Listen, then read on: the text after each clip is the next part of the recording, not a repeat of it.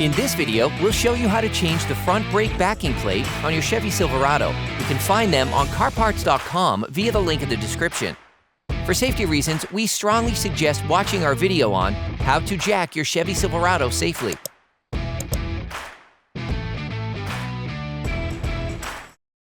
If your vehicle is equipped with aluminum rims, you will need to remove the wheel first before you can remove the central rim cover.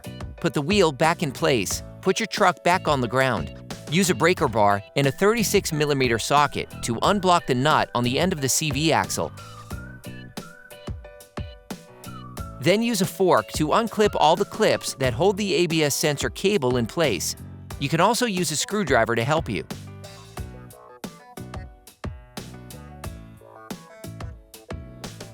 Disconnect the connector by pushing on the red plastic tab, then prying the tab and pulling it. Shift the ABS sensor cable. Using a multi-bit screwdriver and a 10mm socket, unscrew the bolts securing the brake hose bracket. Then move the brake hose aside. In order to remove the wheel hub on this vehicle, you need to remove the disc and pad assembly. Ask another person to press the brake pedal. Using a ratchet and a Torx T30 socket, unscrew the bolt holding the disc. Using a socket wrench and an 18mm socket, unscrew the two holding bolts on the caliper mount.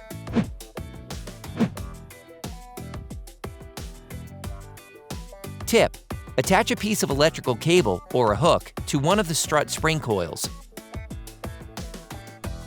Remove the caliper assembly and hang it on the hook.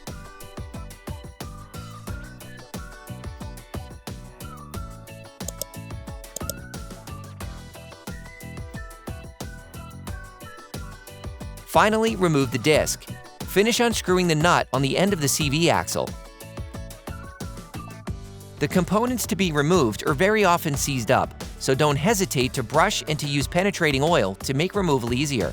Using a 15mm wrench, unscrew the 3 bolts holding the wheel hub to the knuckle.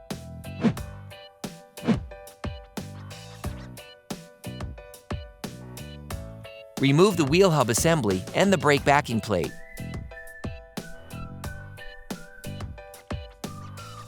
Protect the threads at the end of the CV axle with a clean cloth.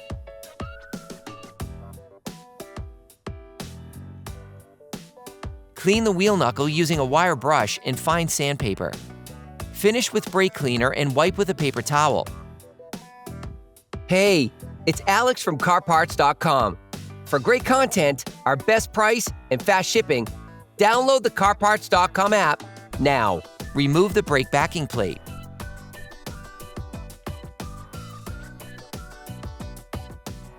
You can order the front brake backing plate used in the video on CarParts.com via the link in the description. In our case, we took the opportunity to replace the wheel hub assembly while replacing the brake backing plate. Install the new brake backing plate on the wheel hub. Then, grease the CV axle and wheel knuckle with silicone grease to facilitate insertion of the wheel hub.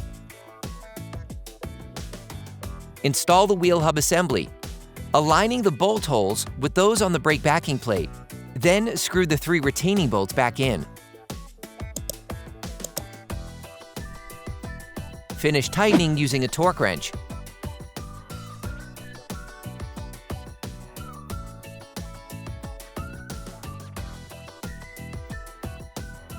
Clean the wheel hub with brake cleaner and paper towels.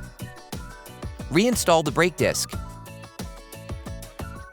Also brush the caliper mount retaining bolts. Then apply medium-strength thread locker to prevent accidental unscrewing. You can now reinstall the caliper assembly. Once in place, screw the 2 retaining bolts back on with a ratchet.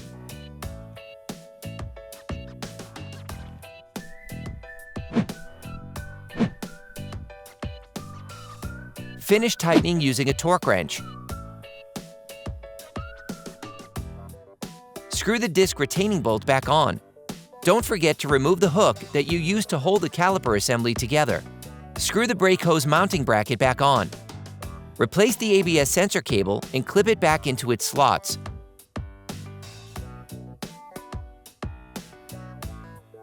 Plug the electrical connector back in and lock it. Reconnect the electrical connection. Screw the hub nut back on until it makes contact. Insert a flathead screwdriver thin enough to fit between the two walls of the disc. It must be inserted before the caliper mount so that it can abut against it.